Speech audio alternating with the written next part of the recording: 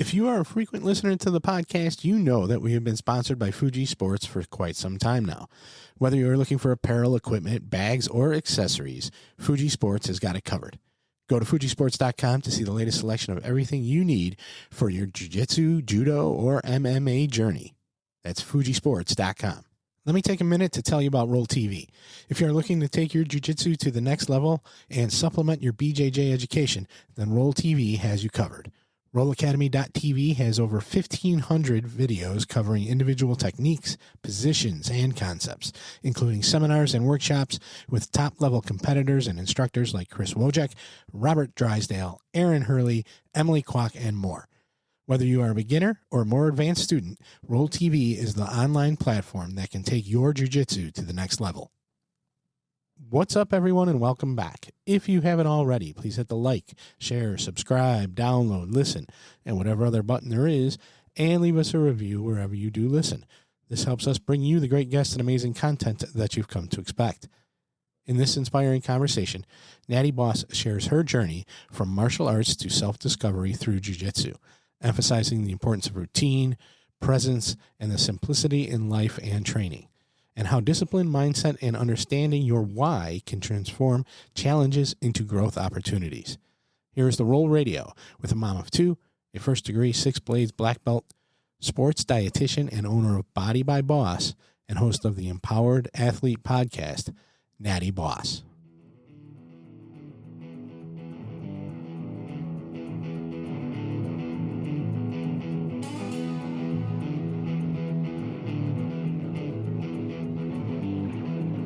Welcome to RŌL Radio.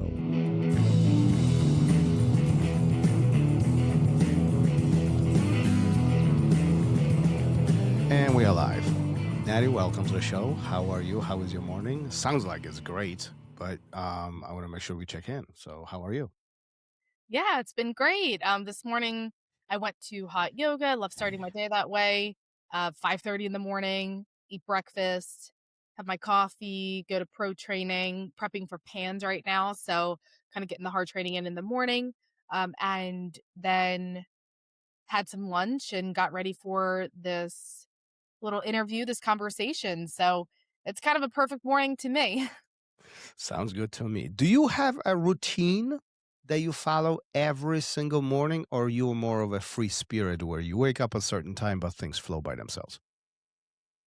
So I do identify as being a free spirit. However, I am definitely somebody who values structure. Routine is huge for me. I think it streamlines decisions. You know, it helps reduce decision fatigue. It helps you just be able to get into a rhythm. I do believe in that a lot. So routine for nighttime rituals, morning rituals are really big. For me right now, my routine has absolutely changed over the years. You know, also becoming a mom, that changed my routine, you know, just adjusting to figure out what works with everyone in my life, my husband, my kids, myself. It's really important that I don't lose myself. So prioritizing myself is really important, but also making space for the other things in my life as well. So right now, non-negotiably, kind of 5 days a week, I do yoga at 5:30. So I do yoga, hot yoga, 5:30 to 6:30. And then I'll generally do some like client calls for nutrition coaching, or just some podcasting, things like that. I will then eat breakfast and wake up my boys and kind of do breakfast and things like that, and general housekeeping stuff. Sometimes I meal prep in the morning. So there's not there is a little bit of the intuitive flow with it, but there is also a structure. One thing I realized becoming a mom is like the early morning hours is when I can get stuff done for myself. So this is when I'll journal again, do the breath work, do the yoga, and that really is the foundation of my morning routine. And then from there, it's kind of intuitive. Like whenever we do breakfast or what we eat at breakfast, you know, I'll kind of play that by ear. Whether we get the kids dressed first or eat breakfast first or we play first, you know, I do have that flexibility in my schedule and in my life. So that it's kind of a little bit of blend of both. And we'll talk about the programs that you offer, which provide the structure for your clients. But I am curious, just from a very basic perspective, is routine important to us as humans? Yes, I believe so. Because this is something I tell my clients a lot. And if you look at nature as a whole, nature operates in structures. It operates in rhythm. And for instance, we have seasons, right? We have fall, winter, spring, summer. So like there's like a rhythm that nature has. And I believe one of my fundamental beliefs is that we are a part of nature, right? Like we are made of energy, we are made of atoms, just like a tree is made of atoms and energy. Like we we just have a higher order of thinking. We have a higher developed brain, but fundamentally we are made from the same material. So we are part of nature. So also like females, they have cycles, right? Like they have their period and things like that. Like there are cycles. Also, um there's lots of different schools of thought in Eastern medicine of like the Ayurvedic, where there's different it's not just Ayurveda, but just even Chinese medicine. Like in different cultures, there's always some type of underlying thread of some type of rhythm that has been detected, right? And so I believe that because of that, structure and routine really helps. And I think that that's why we also fundamentally like create habits because it's all about reducing decision fatigue. Mm-hmm. And I think routine is about reducing decision fatigue so that our body isn't overwhelmed. Because if we really had to make like new decisions every single moment, that's an overwhelm for the nervous system, for the brain. So by systematizing something, you kind of take away the extra energy that's required to start something new and fresh each time. So like I think as a species for like energy preservation and longevity of the species, routine and ritual is really important. And this is where motivation turns into discipline. This is where it Yes. becomes systemized. This is where we don't have to think about, oh, I don't feel like doing this. Oh, maybe I should. Can I skip this, or can I not do this, or can I substitute this? Versus we just simply deliver. We simply show up. Yeah, absolutely. But I'll challenge you on this because you are the expert of the matter here. It is so much easier to say, I'll skip today, or I'll just need 5 extra minutes. I mean, we all struggle with this, some more than others, but isn't it just easier to do that? So that's an interesting thought because it really depends on the person and the mentality, right? Like for me, it's hard to actually do that because when this is kind of neuroscience, right? Like this is about like neural pathways. And like when you strengthen a neural pathway to a certain degree, it actually is going to be hard to kind of do the opposite thing. Like there's days where for instance, like you're kind of speaking to this idea of like maybe there's a day where you want to be lazy. You don't want to go to train. You know, that's almost hard for me to do only because I've Mhm. developed the discipline so much with that neural pathway that like even though I might have a thought of that, I don't actually want it. And it's actually harder for me to do that. It's harder for me to be lazy. It's harder for me not to meal prep because like I think a big piece of it too is that I've learned to really love and enjoy those things. And so it's never a obligation or a frustration or like something that I view as an inconvenience. Which is, I'm so glad you say this because we often talk about as humans, as community, or as just people, we often talk about, oh, I want to do something, I want to achieve something, and how do I motivate myself to do this? Versus we, if we reestablish a new norm, whatever that means to anybody, but Yes. let's just say I'm going to wake up instead of 5:30, half hour. Is it really going to make that much difference? Well, I don't know. That's for one to determine. But if we can make that norm, then waking up at 6 now became hard. Skipping a workout becomes hard. Not Yes, going, not exactly. stepping on a mat Yeah, the new becomes baseline. hard, right? Yes. Like we can't, because that's not a norm. It is just that habit generation is hard. Standard. It's creating a new standard. Exactly. Yeah, creating a new standard. So, like for instance, I never did morning workouts at 5:30 ever. Like I'm an avid exerciser, fitness, enthusiast my entire life. Never did I wake up at 5:30. What drove me to start doing that and now it's like a non-negotiable. What did I want to wake up at that time? No, I didn't at all. But I had kind of like structural hip, it wasn't really an injury that happened like one time. It was actually a result of, I think, birth and the structural changes. And then I was just starting to notice the wear and tear post-birth during jiu-jitsu. And it was really getting to a point where it was like detrimental and I could barely like stand up. I had level 10 pain. I thought I would have to quit jiu-jitsu. This was just at the end of last year, like September last year. And I basically, when it comes to behavior change, we say this often, that like the pain of staying the same has to outweigh the pain of change, and so I was not willing to accept life off the mats. I just wasn't willing to accept it. I knew that there was another way. I just needed to refine my approach and really look at what have I been neglecting. And instead of just going to a sports med that's probably going to tell me to get hip surgery, I'm super holistic.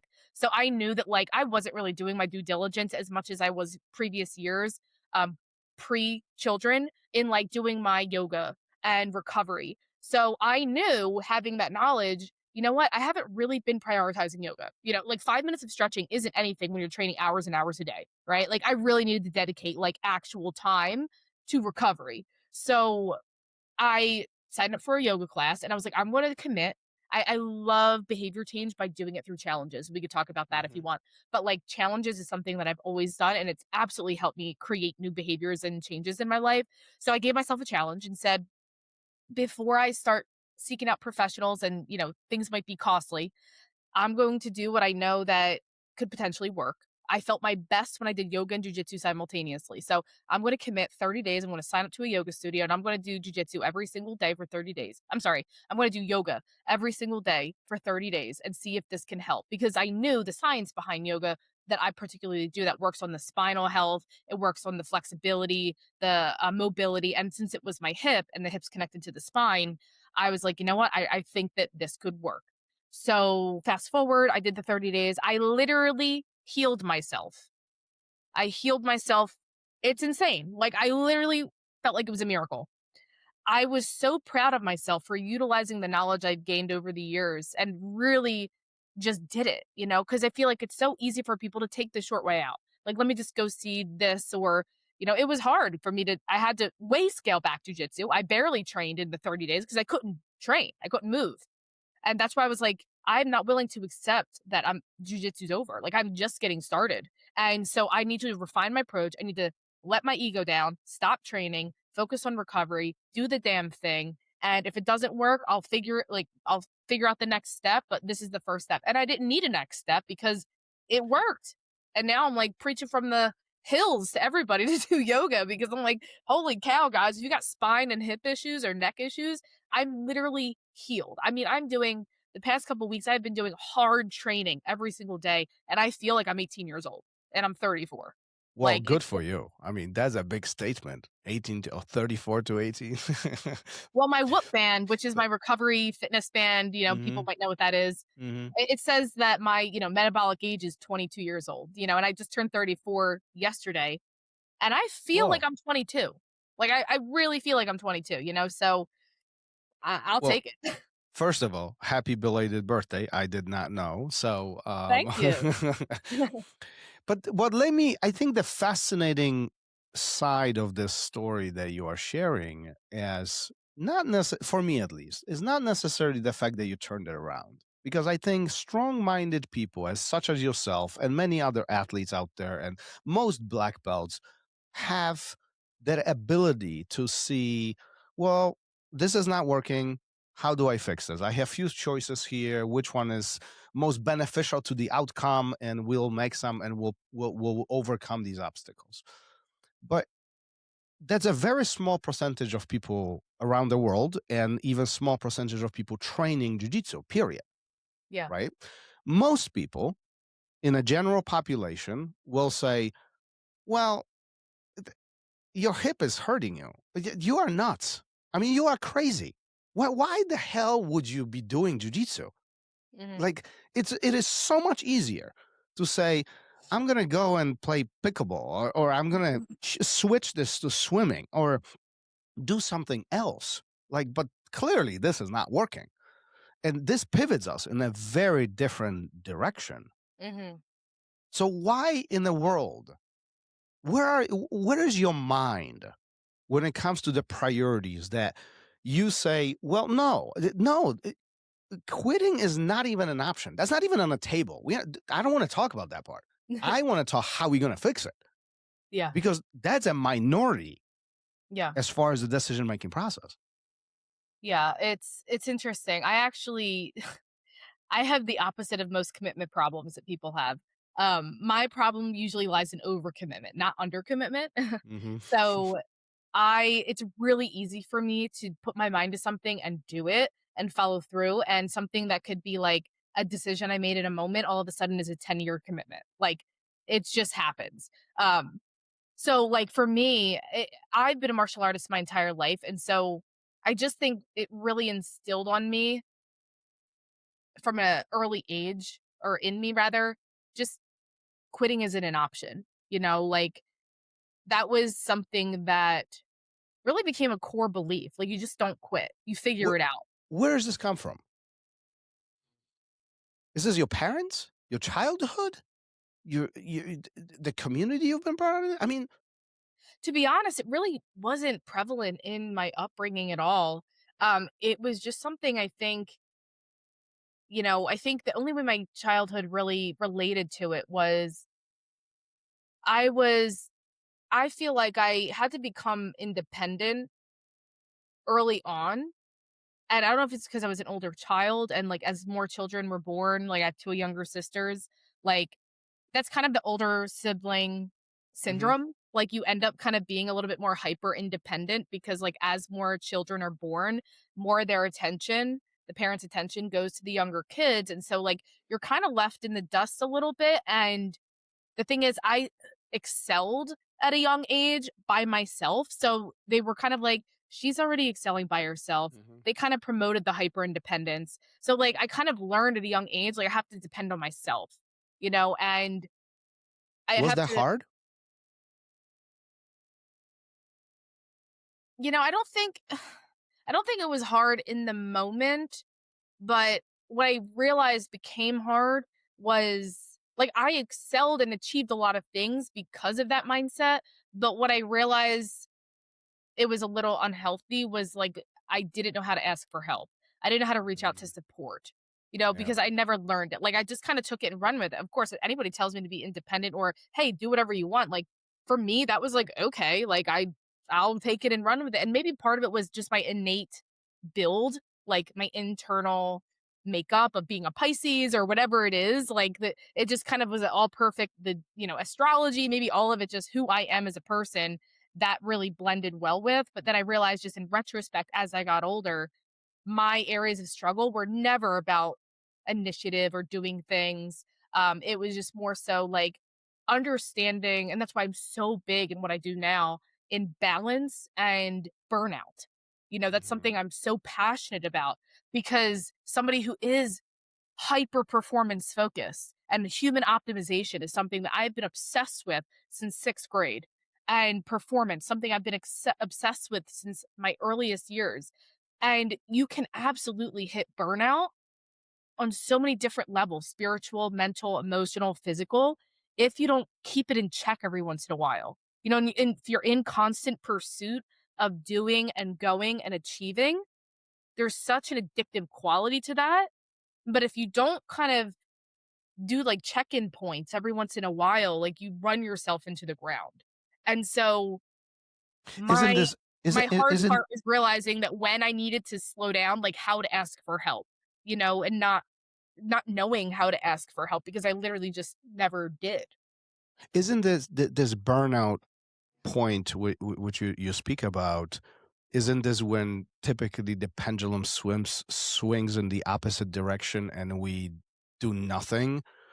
Have you seen that with your clients where they are extremely driven, they want to do it, and they hit the peak and it goes down the hill, and they Yeah, often destroy themselves? absolutely. Absolutely. And like the rebuild, it's crazy because it's so opposite of how they've been wired for so long. Hmm. So I do find that there's so much resistance mentally with basically got to do it slow. Like you have to rebuild your nervous system from the inside out. And like, people, this happens all the time. Like people want to do that. Like they were used to doing 50 things at once. Constantly their schedule booked hour to hour to minute to minute. And then all of a sudden when they crash, they can't even wake up. They can't brush their teeth. They can't will themselves to do anything. And it's kind of rock bottom. And so I tell people, it's like, it's really about rebuilding nervous system safety again. And you have to slowly ease your nervous system back into it because again, it was just so far the other side of the spectrum that now the nervous system crashed. And so we have to rebuild it slowly. And the mind isn't used to slow, right? So there's like usually a quality of impatience, like where they're just kind of like, man, why is it like taking so long? I'm like, dude, it's been 2 days. Like, you've been like running this way for 30 years. Like, unfortunately, this could take months. This could take years. You have to be committed to the process. Like, you have to be so obsessed with the process and like committed to the outcome, but not so like you have to have a clear focus and like North Star and goal, but you have to realize that that's going to be what drives you to wake up to continue to do it. But in that process, you still have to love the messiness of getting to that goal because that's not going to look the same. It's going to look different. There's going to be pivots. It's not going to be the way people think, where it's like, I'm going to do A, B, C, D, E, F, and then I'm going to end up there.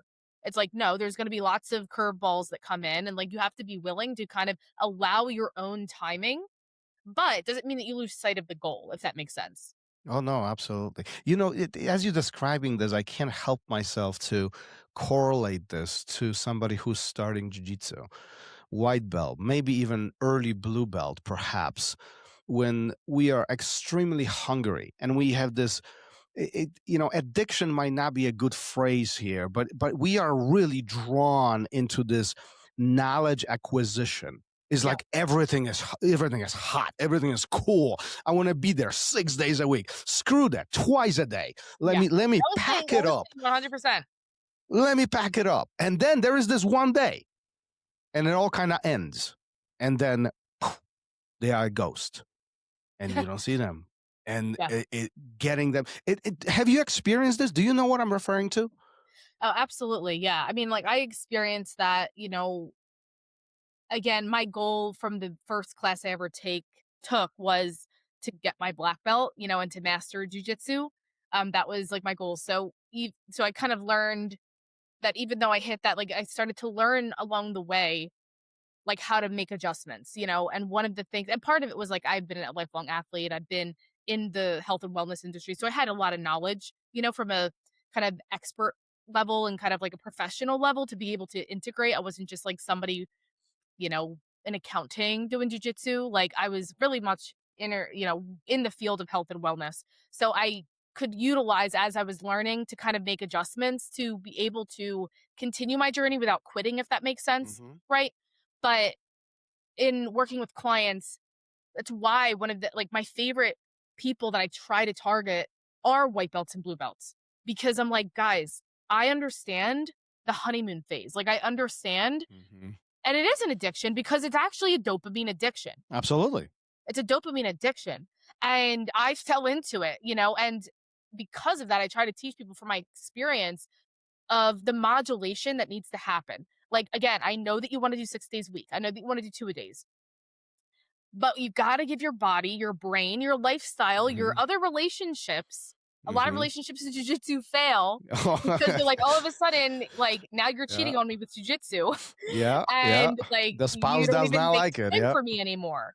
Right. And so like, even that layer, can impact relationships. And so, but from a physical perspective too, you have to give your physical body time to adjust, and that's also multi-layered depending on if you're an athlete like myself going in and, or you're somebody who never did a fitness class in your life. And now you're getting beat up, physically beat up.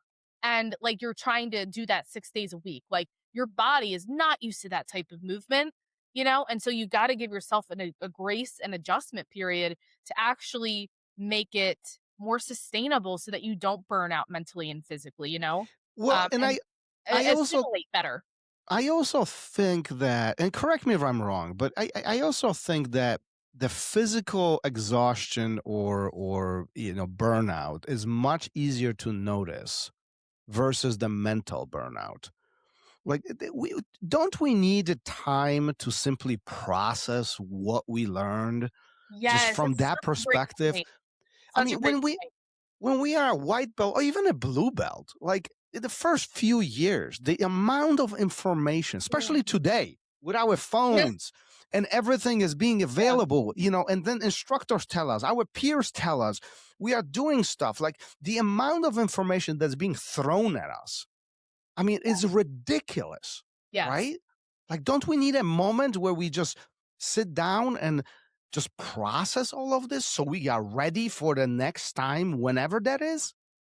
100%. And that's not just like, you're not just spitballing out of nothing. That's actually, there's so much research Yeah. behind taking the space, and our brains are computer processing systems, and so like when you think of that again, like I said, like performance is my main focus and human optimization, right? So to perform better, it's not always about more, it's about less.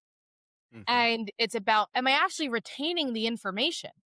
So much of a big problem I see with the white and blue belts is the forgetfulness, the memory loss. Hmm. And they kind of fault themselves. But when I look at their kind of regimen, like it actually has nothing to do with like you think that you're flawed, but actually you're overloaded Yep.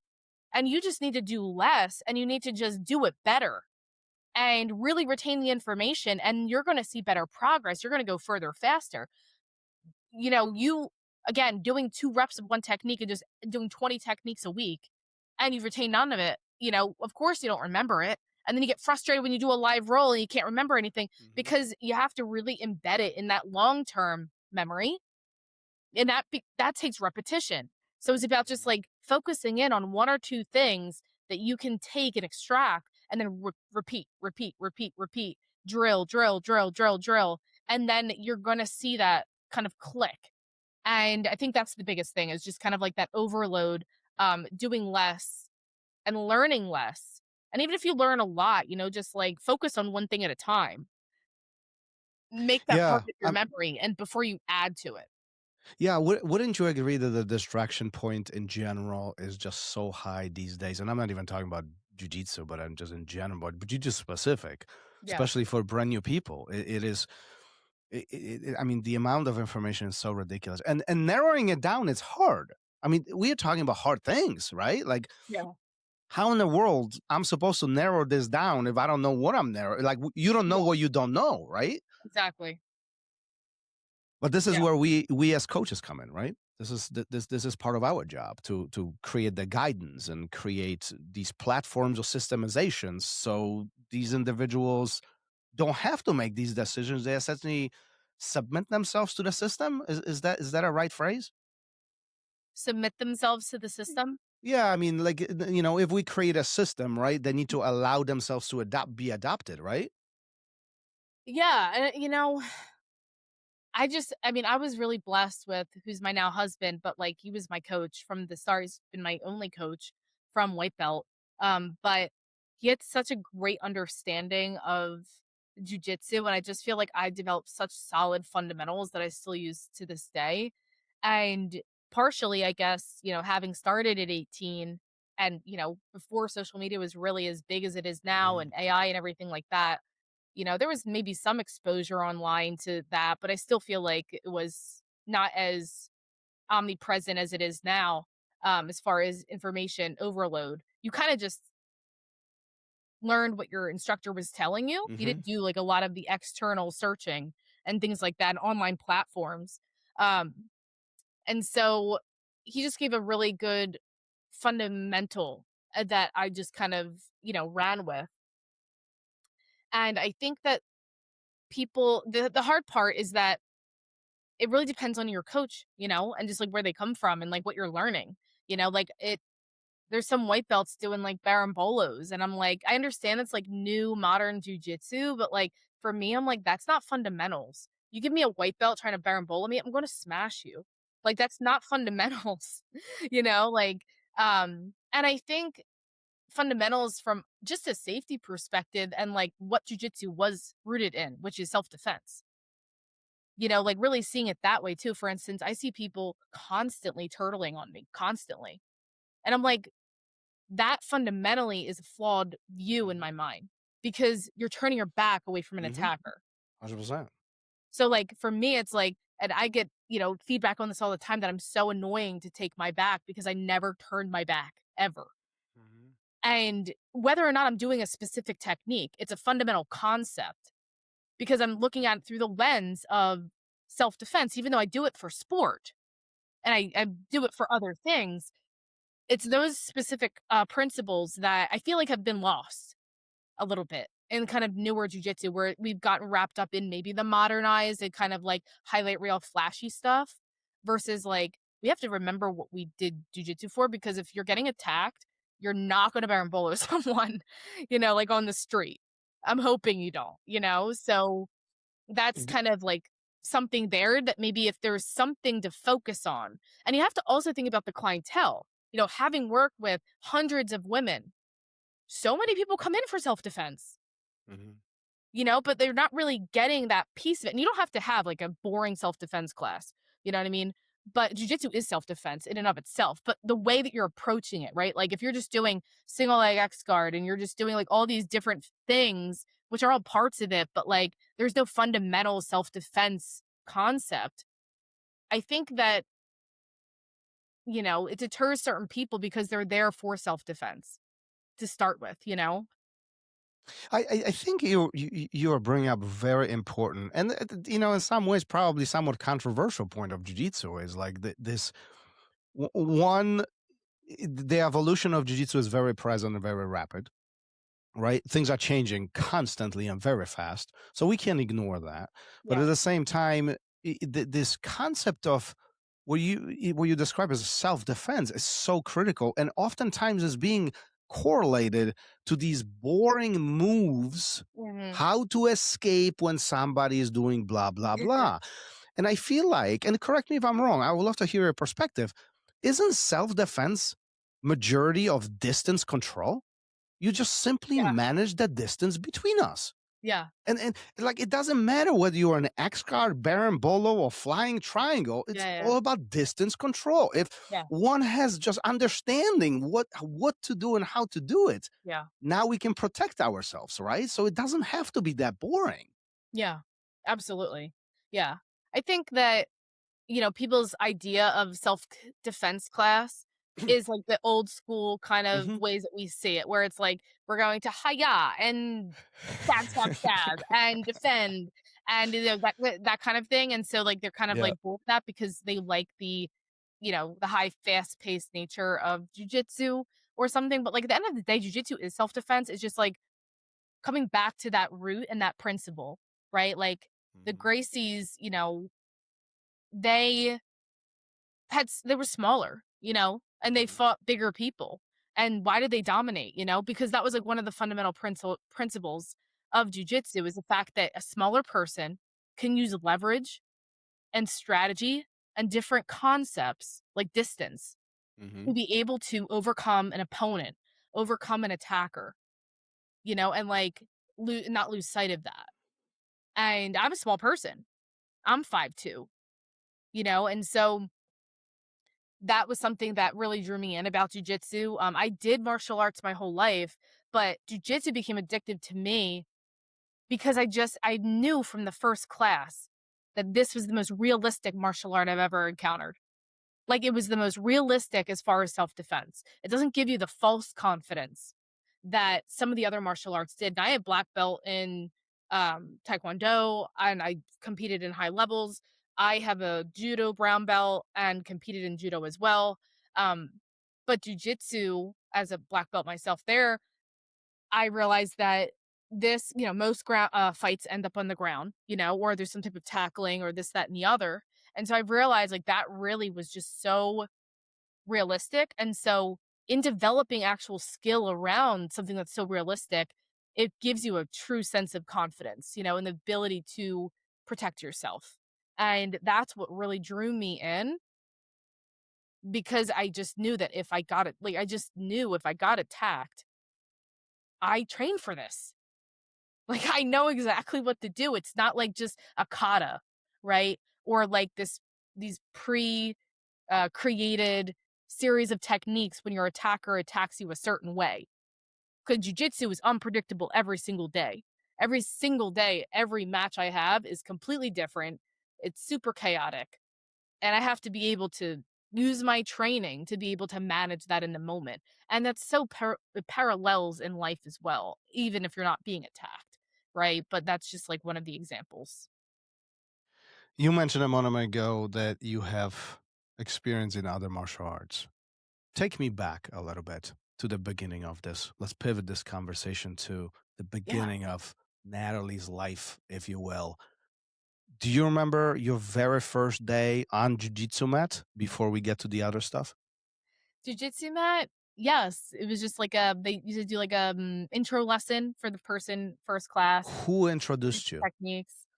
So it was just one of my friends had done jiu-jitsu, and I worked with him in a pizzeria, and he was like, I do this thing. And at that point, I was training a taekwondo continuously, and I was teaching taekwondo, training, competing, and I was looking to become a white belt again. Like, I was just kind of like, I'd done taekwondo since I was 7, so like at that point I was 18, and I was like, I kind of want to try something else. Why?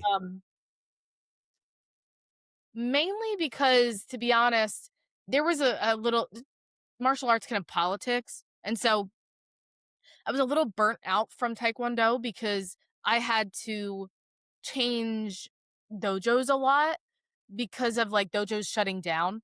So like every time I restarted at a new dojo, it kind of like took forever to get my next belt. Like it took me way longer to get my black belt than it should have. So by the time I got my black belt, I was like, I'm kind of burnt out with this like political, like the way it took me so long. And I was like, I'm ready to try something new. And actually, I inquired about capoeira. So I actually inquired about capoeira because I love to dance. I'm not a professional dancer by any means, but I just love dancing. And then I love taekwondo, right? And so they're very similar in capoeira and taekwondo. A lot of the kicks and things like that, but with an intuitive twist. So I was like, this is right up my alley, something that I would love to do as something new. And then just coincidentally, I called the jiu-jitsu school that at the time was partnered with the capoeira school. And I asked about capoeira, and they said, actually, our capoeira school just shut down, but you can try jiu-jitsu. And I was like, that's a good marketing strategy. But so I was like, I don't even know what this is. I will say rewind a little bit. My friend did jiu-jitsu in the pizzeria, but he just kept talking about it. He kind of was just like, whatever. And then when I called and he brought up jiu-jitsu again, the person on the phone, I was like, oh, my friend does jiu-jitsu. He told me about this. Okay. So I know that my friend does it. Let me give it a shot. And then I signed up for a private lesson or the intro lesson or whatever. And I just was like addicted. I was like, I'm going to do this. Well, so wait. I want to pick this apart a little bit because I think this is fascinating. So you have number of years of experience in the traditional striking background. Yeah. So that's one. So we can't call you a rookie. You are experienced, even though 18 years old. But there is a mileage on this. You have you are not clueless. Yeah, I started right? when I was 7. Okay. Well, so there you go. So that's 11 years. So that's a lot of mileage, right? You step into this jiu-jitsu academy. You walk into the door. Walk me through this because your perception is different than average person. Yeah. Right? You must have certain expectations, even though you might not know what jiu-jitsu is. Yeah. At that point, I mean, I was doing yoga. I was super active and athletic. I've been doing other sports on top of taekwondo my whole life. I've done soccer, I've done track, I've done lacrosse. I've done basketball like consistently my entire life. So I was not a newbie to being athletic. I was super athletic and I had the martial art experience. So to say I walked in with an ego is to be accurate. I was the one who walked in with an ego of like, I might be 5'2". I was like, but I got this. And that's why I got addicted, because when I did my first roll and I was completely mauled by armbar, triangle, it was a purple belt. I just couldn't believe myself. I was like, I am so experienced and so athletic.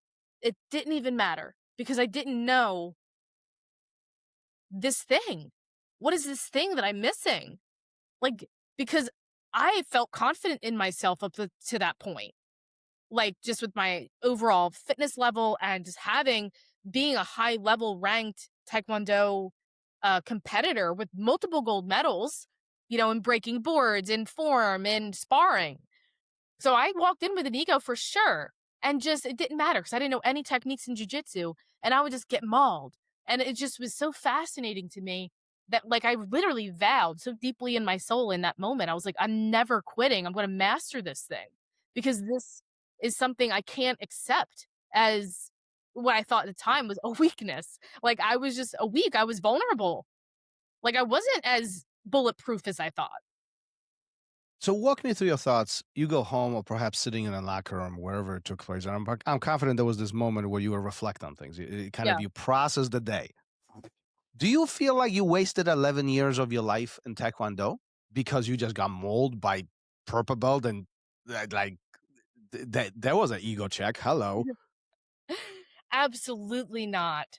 Taekwondo brought me so much structure. I grew up in kind of a lot of chaos, a lot of emotional chaos, and that's why I was so addicted. Going back to that conversation of structure we had in the beginning, the natural structure of Taekwondo and the forms and the kind of step-by-step process like that was exactly what I needed to develop discipline. I developed the discipline from that. I developed to do hard things. I developed the importance of repetition and like how that leads to mastery. Kind of you versus you mentality. Like, that was all part of something that I would never, regret in Taekwondo. There's so much that I learned, and I learned about myself in that. So there's definitely no regret there. I think everything happens in perfect timing. And I do still tell people that I think that it can be a good segue as well, because, jiu-jitsu is violent. And I think that depends on the kind of person, maybe personality, if you're a child. For adults, don't do the other stuff. Don't do the Taekwondo, I don't think. Don't do that. I really think just go right to jiu-jitsu. But as a child, like maybe somebody who needs a little bit more structure, right? Or like they need a little bit of that tension span kind of training. Then I think it's a good segue to kind of get them started, because jumping right into jiu-jitsu can be vulnerable as like a kid, because it is so personal and it is so like violent and, intimate, that it can be, a little jarring, I would think, for some kids, because when they're attacking you, versus like you can at least learn some kata, learn some things in a more structured way that isn't so, chaotic for the nervous system, if that makes sense. No, But if there absolutely. is a child that wants to go right to jiu-jitsu, go ahead, sign them up. I think they can. But I think that it is a good, like, I have had conversations with parents over the years of like, my child didn't really like jiu-jitsu, but I want them in a martial art. And I'm like, that could be a reason. Like, it's very intense in the beginning, and there isn't that much structure because inherently jiu-jitsu is a little bit based off the person's reaction, versus like you get them in Taekwondo, there's still that like little bit of step by step that they can kind of train their attention with and develop those traits that you're wanting them to develop to get into a martial art. That's the whole point. You want them in a martial art for those traits. I think Taekwondo is excellent for that. And then when they develop that inner confidence and those skill sets, then I think they'll be more mentally ready to then transition to jiu-jitsu. Yeah, no, that totally makes sense. I mean, all these are different tools, right? And different Yeah. structure. And I think that's what really separates jiu-jitsu from everything else, Yeah. all the other traditional martial arts, right?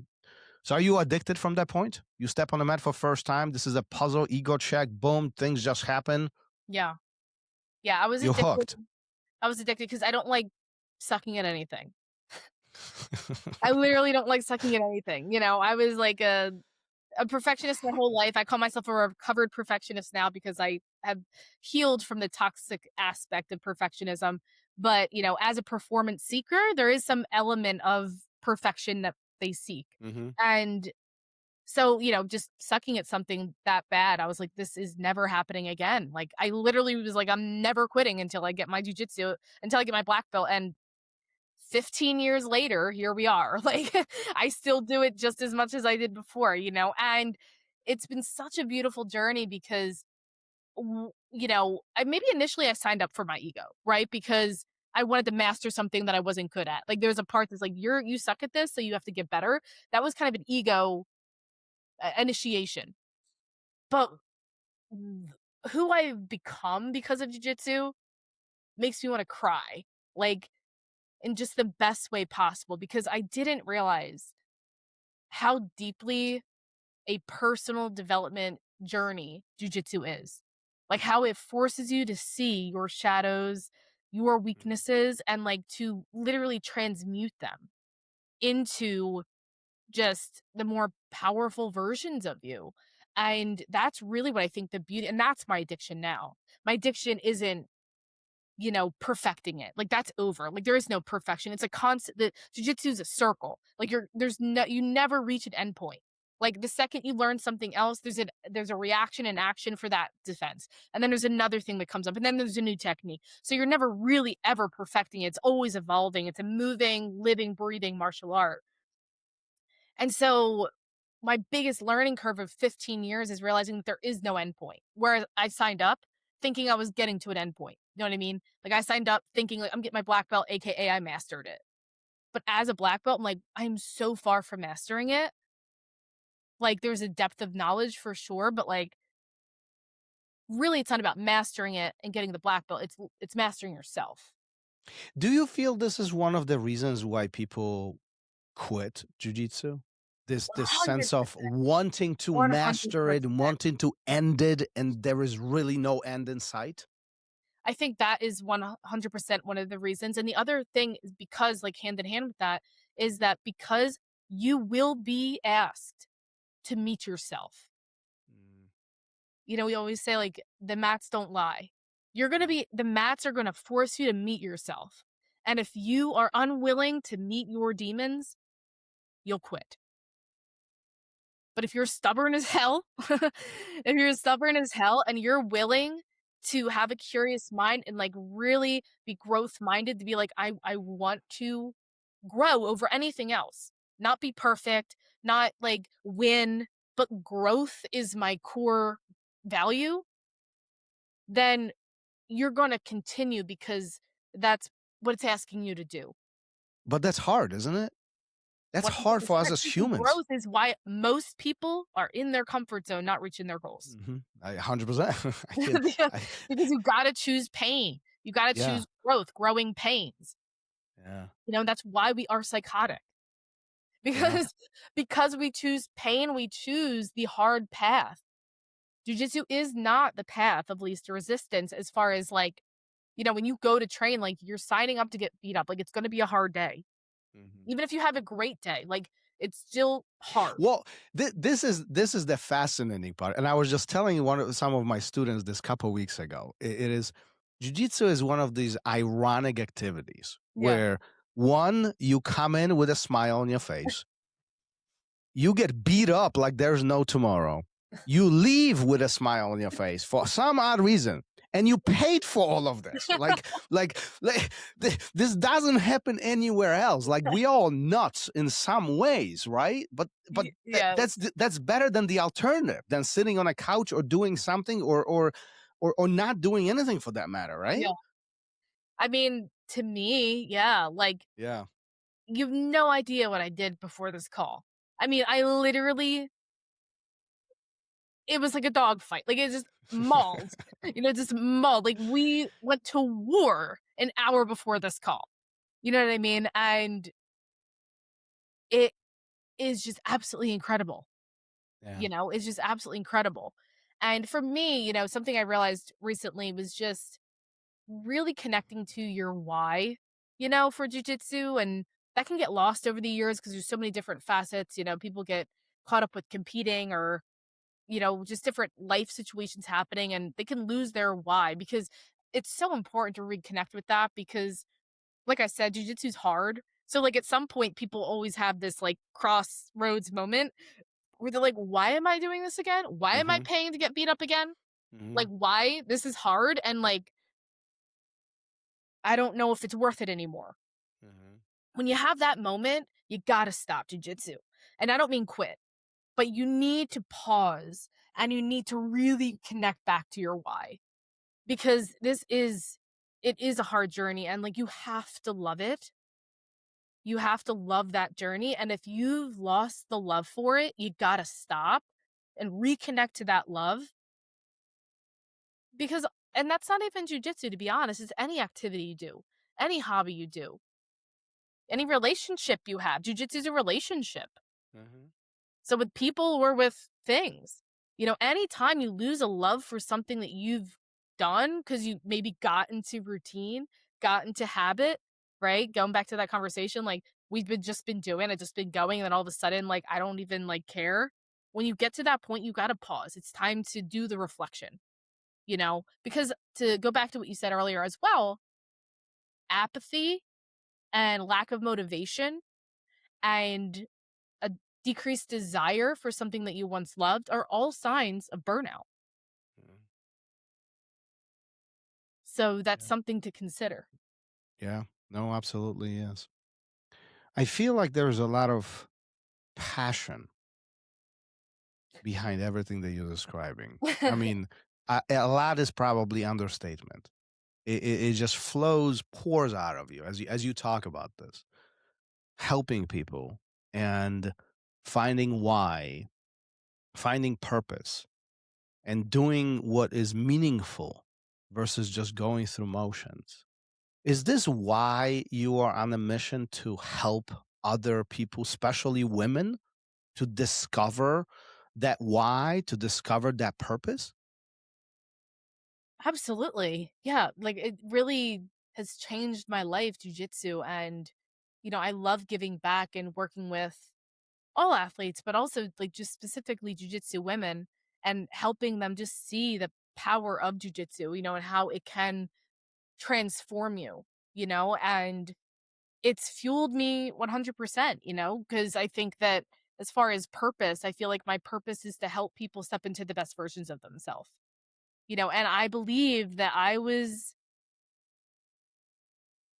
introduced, or, God has brought jujitsu in my life for me to use that as the vehicle, as the connection point, the vehicle to help use the other gifts that I have to help people become the best versions of themselves. Because jiu-jitsu is one of the vehicles, it's the one of the things that they do to help that. But, you know, becoming your best self, you know, is more than just training jiu-jitsu. There's other facets to it, but jiu-jitsu is one vehicle that helps you get there. And it exposes the things that you need to address to become your best self. Why do you think it's so hard for us to figure this out on our own? It could be human conditioning and the environment you were raised in. And we psychologically and developmentally have so many hardwired biases, like, again, just like, it could be cultural, and then within your family, and then how you were raised, and then your school system. And those are all things that predispose us to certain belief systems and identities. And as children, we don't have the discernment to choose those things. We just accept and absorb all of those things. So we'll just go through the motions our whole life, like, because there's no reason to check it. I think that people like me exist for sure in the world to help increase the awareness of others. For instance, a core quality about myself is that I was somebody who challenges the norm always. It's not something I was ever taught, I was ever raised. It is who I am. I believe that it's why I'm on the planet, is to be a challenger of everything that exists, and so because of that, it's opened a gateway for me to be able to challenge beliefs and step into the role that I have to help others challenge those things too, to realize that like just because you were this way the whole time, you believed this thing the whole time, you operated in this way, you had this habit, doesn't mean that's how you have to continue. Like helping people, inspiring people to realize that like you get to create your life by challenging what you believe in, the thoughts that you have, and you're not fixed. You're constantly evolving. That's almost going against the grain. Oh, and I mean, funny our you said that. society. I've been told that every Yeah, teacher I've had, yeah. Well, every the, person in my life, even up to college, my teacher gave me a report one day and she was like, Natalie, the only way to describe you is you just go against the grain. yeah. And I was like, I And I don't mean this. don't know how to do anything else. It's And I what I've don't. always known. Yeah, and I don't mean this in a negative way, but like the way how our society is built, it is to fit in a box, follow the rules, follow this path, like from small circles to big circles. I mean, that's just how world almost operates. And what you are saying is, no, like you don't have to follow this. You can create your own path. You don't have to fit in this box. You can be a square. Like it's Yeah. all good. It's all good. Like let's just be. Let's be happy. Let's find our purpose in life. Do you find this very satisfying in a sense where you watch other women discover this feeling of independence and motivation and just trying to find their own why? Absolutely. It's been so gratifying, so satisfying. I mean, some of it's like you can't put into words. It's like I've had people just do crazy things when they come more into alignment with themselves and have that clarity and that connection to themselves. I've had people, leave toxic relationships, switch careers, move across country to follow their dreams. And I'm not really telling them to do any of that. My role isn't that. My role is just to say they come to me with dissatisfactions in some way Mm. in their life. And I'm really good at kind of having them word vomit everything that they're experiencing. And I'm just really good at kind of conceptualizing it and seeing it holistically of like, okay, these are all the things. And then I'm going to now take all the pieces of what we need to kind of, these are the issues and how we kind of work on it, kind of distill it. And then kind of go ahead and take those action steps and start integrating what we need to do, And so like, that's kind of the overall big picture process. And as a result of those things, which most of the time, all I do is point out awareness. Like, really, I think that my most transformational moments with people is when they have the aha moment. When they just have like this one moment in a conversation and they're like, I just didn't realize that perspective. And like that perspective shifts something internally within them that, changes the way that they view themselves or other people or things. And it's that intrinsic change that then changes the trajectory of somebody's life.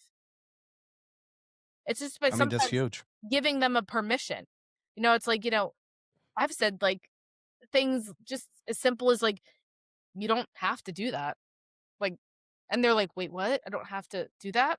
Like, no, like you don't have to, but there's a story in their mind that like of obligation, right? Of just like, I have to do this. And I'm like, I just, you have you have permission to not do that. Like, what if, and if you could envision and create what you would want to do, what would that be for you?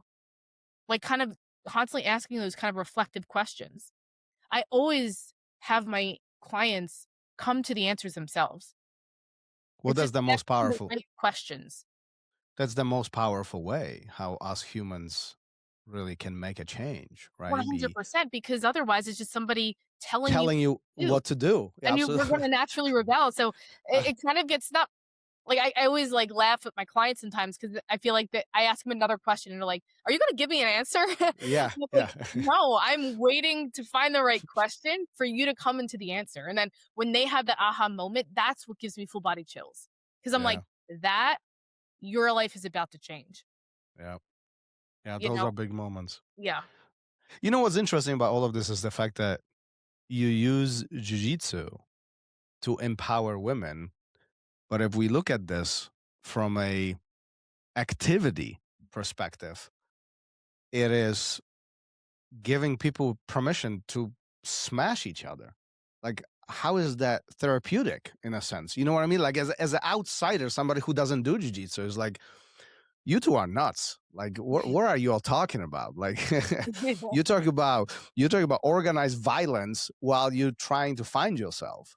Yeah, You right. know, do you find correlations between those two, meaning that physical activity, putting ourselves in compromised positions, escaping compromised position, defending yourself essentially, and some Yeah. you know, from some perspectives, right?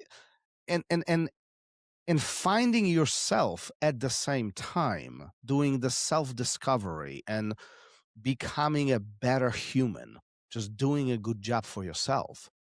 Yeah. Definitely those the correlations. I think that, one of the things that I hope everybody comes into, and I think jujitsu offers a good vehicle to do that, is the element of presence. And I think that's why people do get addicted, is like, a lot of times people are trying to tune out of their life. And I don't necessarily agree with that. I think you should love your life in every capacity. So that's a whole other conversation. But jujitsu is like the one moment where like you have to be present, because he who hesitates is lunch. So if you're not present, like, you're going to get choked down. Yep. You're going to get armbarred. And so there is a quality that's addictive about the presence, because it's so much deeper. It's so much more spiritual. That's what we all crave.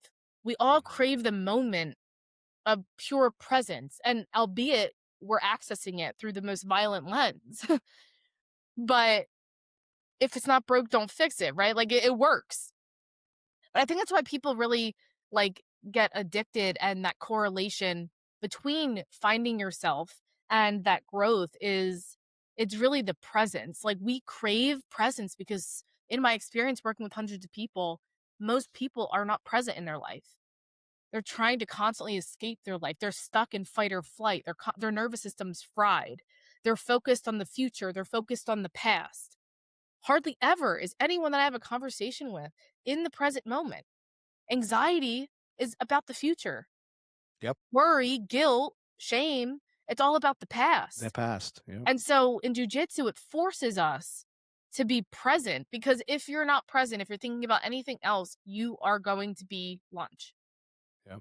And so there's that quality that's addictive, because they're like, what is this thing that I'm keep going after? And I'll tell you right now, for those listening, it's presence. And so how you can extract jiu-jitsu to actually apply it to your life is recognize that it's the presence, and then bring that into all the other parts of your life. How can I cultivate more presence? And that's hard, especially today, isn't it? A lot of it requires, and that's why, like I said, the answer to that question is why a lot of my clients end up leaving toxic relationships, why they end up changing careers. Not that I'm a career coach or a relationship coach. It's because when I ask them to answer that question, they realize, holy shit, I've designed my life in a way where I can't access presence. And so if I was to create a life where presence was my priority, this is what it would look like. And then when they get clear on that, I'm like, well, then the next step is that we have to start taking steps to do that. And it's not easy, because you got to give up everything else. Yeah. But if it's something you really want, you're worthy and desiring and deserving of it. But you got to start taking action, because if not, then you go back to that idea that comfort is where you'll stay. What do you think is harder? Having that aha epiphany moment, or actually taking the first step? Do you mean harder as in like the moment you actually have it, or once you have the awareness? I honestly, I don't know what I'm asking, but like, I'm listening to you, right? And there's like, I see several stages of a conversations like this. Yeah. Like, I think acknowledging the fact that I'm not present is a huge milestone for an individual. Yeah. I mean, it's huge. Humongous. That's acknowledging to yourself that you're not perfect. That's acknowledging to yourself that you will need to make changes. That's acknowledging to yourself that you've made errors. I mean, like, that's a very vulnerable moment. Yeah. But then that's just the beginning, because we need to make a step one. It's We need to make a absolutely the beginning. change Yes. in order for this to adjust, right? So which one is harder in your opinion? Is it an aha moment, or is it actually taking actionable steps towards the better life? Yeah. So I think they're both hard in different ways, because there's a phrase, ignorance is bliss, right? And so what I found is that the moment they have that aha moment, something very deep shifts. It's you're not ignorant anymore. Nope. And once you're not ignorant, that is one of the most frustrating states of being to be, is this in-between stage of, holy shit, I know exactly what needs to change. And the only thing standing in my way is me taking that first step. Whereas before, you didn't know what needed to change. So it was easy to kind of just keep going through the motions. Once you have that moment of awareness and that aha moment, that there can be a lot of relief, there can be a lot of joy, but it can absolutely be instantly followed with a lot of fear, a 100%. lot of panic, and like there's lots of emotions that happen in that aha moment. And so I'd say the challenging part in that aha moment is really just the suffering that happens when you just prolong the inevitable change. The longer you wait to take action is where you increase your suffering, because you just know now. And I always tell people, once you know something, you can't unknow it. Yep. And that's where the frustration lies. Yeah. So then the next step, the taking action, is initially it's the hardest part because of all the fear that's there, right? Like that's only hard because of all the fear and the perception and change that's about to incur. But I will say that the moment you take the action, it radically gets easier. Yeah. It's just the first action. Like the very first step is the hardest step. That is what creates, the first step is what shifts potential energy into kinetic energy. And you know what kinetic energy is? It's continued energy. It's pushing the ball down the hill. What happens when you push the ball down the hill? Now gravity takes over. You're generating momentum. So it's that very first step. If you can generate enough courage and bravery to do that first step and just forget what anyone else thinks, forget that, or realize that you don't have a freaking plan. Like I do recommend to people to try to get some things in order, but does it have to be a perfect plan? No. But like to establish some level of safety in that transition, nervous system safety, you want to try to, do something. But it's really going to be, that first step is going to be hard because of the fear that's present and potentially the environment that's around you that may or may not be supportive. Right. So they're kind of both have their pros and cons, but I would say that for most people, it's the first action. And that's why I love when people sign on with me as a client, because that is your first action. Right. When you do that, you are taking a step versus just thinking about hiring someone, wishing and wanting something to change. I used to take ghosting personally when somebody would ghost me. But then I realized, I just send them well wishes because I realized that they weren't ready. Ghosting is just the fear took over.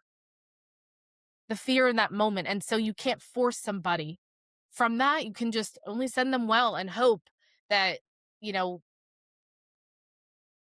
their bravery can just tip 51% over that fear. And that's all you need. You don't need to be 100% brave.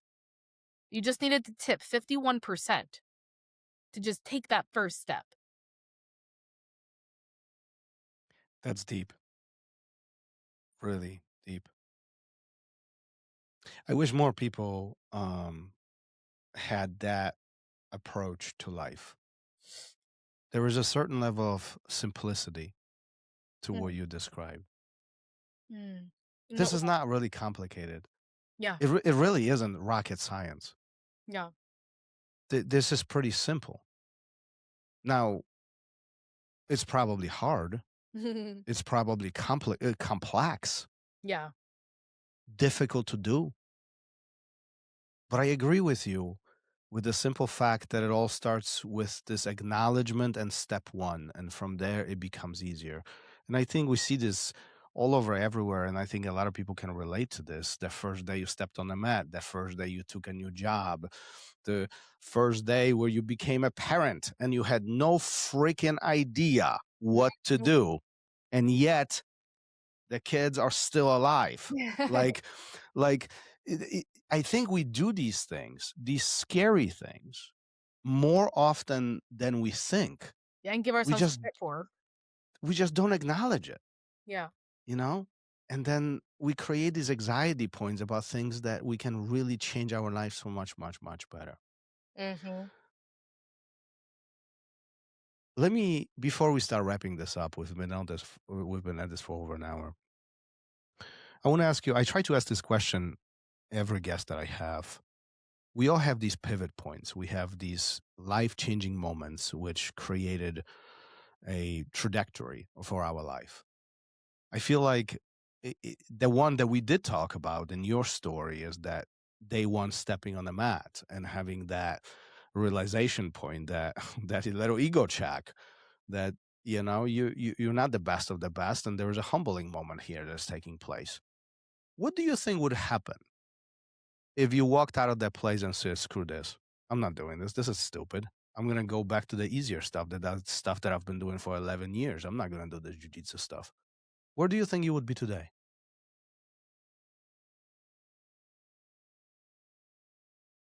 I mean, I can hypothetically think, because like this part of me like can't even relate to that, because that's why this is a good question. Yeah. So I would say that where would I be today? I don't, because the life always finds a way of giving you exactly what you need. And it's very feasible to say that I could have ended up on a similar path because I was in martial arts already. But I will say, like, the environment I grew up in, the neighborhood I grew up in was not good. I would say that this is very radical, but one thing I was wanting to do from a very young age was like almost move right to Bali and be like almost monk life. Like, not a legitimate monk, but I was going to disconnect from everything and just get into deep meditation and completely be in nature, like almost live in the jungle. That was something that I dreamed of as a kid. And I don't know if it was just kind of like a way of coping with life, of the chaos of living in the city and kind of turmoil, to be like, I long for this. But it was a very real thing that I was aiming for. And the only thing that kept me on this path was starting jiu-jitsu. So, like, if I didn't have or was introduced to jiu-jitsu, I mean, I probably would have bought a one-way ticket overseas, and like, I don't know if I would ever have seen jiu-jitsu. It would have been more of a very different path. But notice this. This just hit me now. You talk about moving out there into the jungle and literally living minimalist lifestyle with no civilization or whatever that means to you. But there is a lot of simplicity that you live today. This is what you tell your clients. Yeah. You don't have to do this. Why this is so complicated? Yeah. This can be simple. Do you see the correlation between what you wanted to do as little and what you're doing today? Different environment, different location, but absolutely. And that was something that I recently in the past few years realized, was there was always a longing for, I mean, I love to travel. And there was always a longing of traveling and like going to those places and like kind of fulfilling that dream. But I had a deep moment in breath work once where I realized, like, be here now. Like, and that's kind of the simplicity. It was kind of like, I don't need to, I think, because again, what I craved was peace. What I craved was simplicity. What I craved was just bliss and joy. And then I realized I can cultivate that now. Yeah. I don't need to be in Thailand. Do I still want to visit? Yeah. But I didn't need, like, what I realized I was seeking, it was to fulfill a need. And when I realized that I am my own person and I can be joy, choose peace in this moment by simplifying, like you said, then I realized, like, I'm content. Like, I became more content with where I was instead of trying to seek the grass is always greener, because I realized everything I need, I can cultivate and I can create in this moment by choice. And that was, so to answer your question, for sure I see the correlation of what the initial appeal was, because you see all the pictures of the Thailand and the monks, and I was like, I want that lifestyle. That's what I want. And I thought that I had to be there to get that. But over the years, I've learned, no, no, no, you don't need to be physically anywhere to cultivate that. You can cultivate that from within. And so that's how I try to live my life no matter where I'm at. I love it. I love it.